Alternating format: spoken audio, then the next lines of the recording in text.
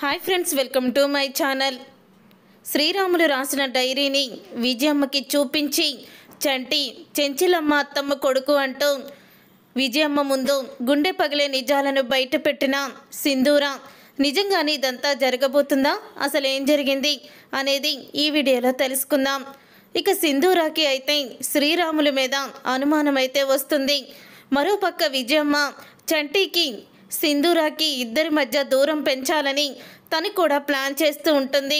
ఇక సింధూర ఇదంతా గమనించి విజయమ్మతో అంటూ ఉంటుంది, మీరు నన్ను నా భర్తని విడదీయాలని చూస్తున్నారు కదా, ఆ రోజు శోభనం గదిలోకి తీసుకువెళ్ళిన పాలల్లో మత్తు మందు కలిపారు అని అంటూ ఉంటుంది సింధూర. ఇక ఆ మాట విని విజయమ్మ అయితే అవును, నిజంగానే నిన్ను చంటిని దూరం చేయాలని అనుకుంటున్నాను, ఏం చేస్తావు నువ్వు అని అడుగుతూ ఉంటుంది విజయమ్మ. ఇక ఆ మాట విని ఒక్కసారే షాక్ అయిపోతూ ఉంటుంది సింధూర. అయితే కన్న కొడుకుని కోడల్ని విడదీయాలనుకుంటున్నారు, మీకు అసలు బుద్ధుందా అని అడుగుతూ ఉంటుంది. నువ్వు ఒక పనిదానివి, నా కొడుకు కోటీశ్వరుడు, నా ఆస్తి మొత్తానికి వారసుడు, నా కొడుక్కి పనిదానివైనా నువ్వు భార్యవేంటి, అందులోనూ చెంచిలమ్మకి కోడలివి, చెంచిలమ్మ కొడుకుని పెళ్లి చేసుకొని నువ్వు ఇప్పుడు నా కొడుకుకి భార్యగా వచ్చావు, ఇది నీకు రెండో పెళ్ళి కదా, రెండో పెళ్ళి దాన్ని చేసుకునే కర్మ నా కొడుక్కి లేదు, అందుకని అలా చేశాను అని అంటూ ఉంటుంది విజయమ్మ. అసలు చంటి మీ కన్న కొడుకని మీకు సత్యవతి గారు చెప్తేనే తెలిసింది, లేకపోతే తెలియదు కదా, కానీ నాకు అనుమానమే అసలు చంటి మీ కొడుకేనా అని, నిజ నిజాలు బయటికి తీసే వరకు నేను కూడా నిద్రపోను అని అంటూ ఉంటుంది సింధూర.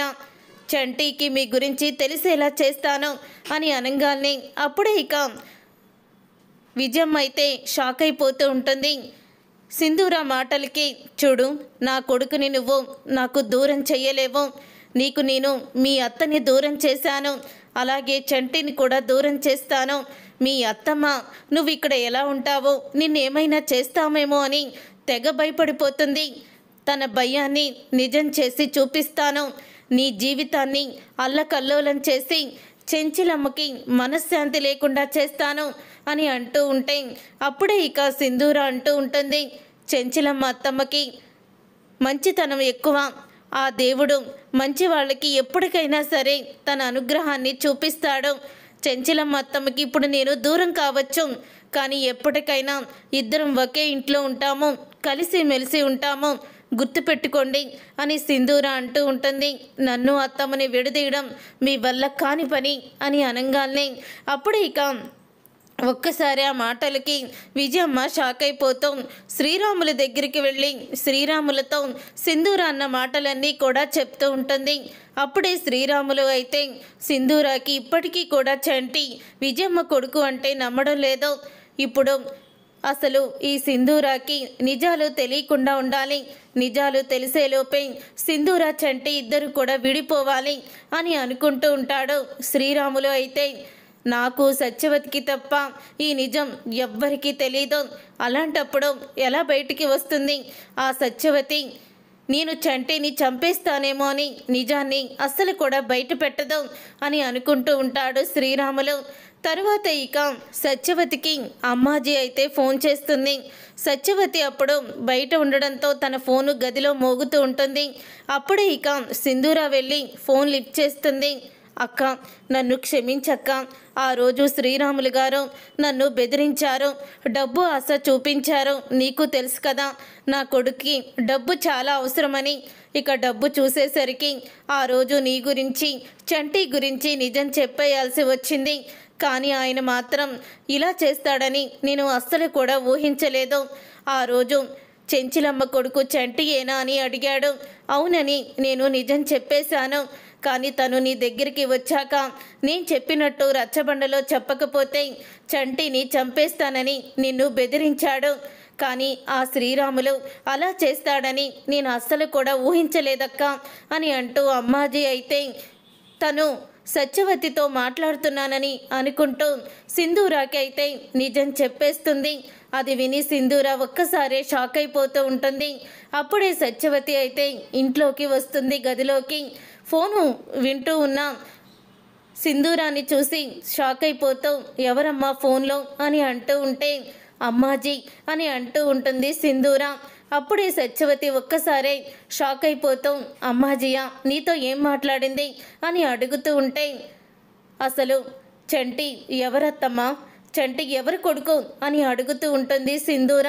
నాకు అమ్మాజీ మొత్తం నిజాలు చెప్పేసింది అని అనగానే అప్పుడే సత్యవతి అయితే బాగా ఏడుస్తూ అంటూ ఉంటుంది చంటి చెంచిలమ్మ కొడుకమ్మ, విజయమ్మ కొడుకు కాదు.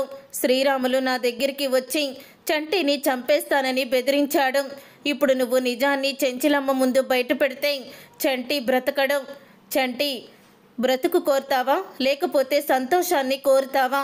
ఇప్పుడు నేను చెప్పినట్టుగా నువ్వు రచ్చబండలో చెప్తే చంటి కోటీశ్వరుడైతాడు, వాడు ఒక మహారాజులా బ్రతుకుతాడు. లేదు నేను చెంచిలమ్మ కొడుకనే చెప్తాను అని అన్నావంటే చంటి శ్మశానానికి వెళ్తాడు చెప్పు అని అన్నాడు. అప్పుడే నేను రచ్చబండ పెట్టించి విజయమ్మ కొడుకని శ్రీరాములు చెప్పినట్టు చెప్పాల్సి వచ్చింది అని అంటూ ఉంటే ఆ మాట విని ఒక్కసారే షాక్ అయిపోతూ ఉంటుంది సింధూర. అయితే ఇక సింధూర షాక్ అయిపోతూ ఎంత మోసం చేశాడు, ఇంత మోసం చేస్తాడని అస్సలు అనుకోలేదు, ఇప్పుడే రచ్చబండ పెట్టిస్తాను అని అంటూ ఉంటే వద్దమ్మా, రచ్చబండ పెట్టించినంత మాత్రాన ఇప్పుడు నిజాన్ని మనం అబద్ధాన్ని నిజం చేయలేము. ఎందుకంటే మన దగ్గర సాక్ష్యాలు లేవు కదా, సాక్ష్యాలు ఉండాలి. సాక్ష్యాలు ఉంటేనే అప్పుడు అందరూ కూడా నమ్ముతారు. అది కూడా శ్రీరాముల దగ్గరే ఉంటుంది అని అంటూ ఉంటుంది సత్యవతి. అప్పుడే ఇక సింధూర గతంలో జరిగినవి గుర్తు చేసుకుంటూ ఉంటుంది. ఒకరోజు సింధూర శ్రీరాముల గదికి వెళ్ళినప్పుడు అతను ఏదో డైరీ చదువుతున్నాడు. అప్పుడు ఇక సింధూర వెళ్ళంగానే అసలు ఈ గదిలోకి నిన్ను ఎవరు రమ్మన్నారు అని అంటూ ఎన్నో మాటలు అన్నాడు సింధూరాని. ఆ మాటలని విని సింధూర ఆ రోజు బాధపడుతూ బయటికి వచ్చేసింది. ఇవన్నీ కూడా గుర్తు చేసుకుంటూ ఉంటుంది. అంటే శ్రీరాములు గారి గదిలోనే అసలు నిజం ఉంది అని అనుకుంటూ శ్రీరాములు లేని సమయంలో ఆయన గదిలోకి వెళ్తుంది సింధూర. అయితే గదిలోకి వెళ్ళిన తర్వాత మొత్తం కూడా వెతుకుతూ ఉంటుంది. అప్పుడే శ్రీరాములు రాసిన డైరీ అయితే కనపడుతూ ఉంటుంది సింధూరాకి. ఇక శ్రీరాములు రాసిన డైరీని చదువుతుంది సింధూర. చదివిన తరువాత చంటి చెంచలమ్మ కొడుకు అని ఆ డైరీలో శ్రీరాములే స్వయంగా రాస్తాడు. అది చదివి ఒక్కసారే షాక్ అయిపోతూ ఉంటుంది. ఇంతలో ఇక శ్రీరాములు గది తలుపులు తెరిచి ఉండడం చూసి విజయమ్మ అయితే ఎవరు వెళ్లారో, నాన్న వచ్చారా అని గదిలోకి వెళ్లి చూస్తుంది. అప్పుడే ఇక సింధూర శ్రీరాములు రాసిన డైరీని చదవడం చూసి అప్పుడే ఇక ఏం చేస్తున్నావు మా నాన్న గదిలో అని అడుగుతూ ఉంటుంది.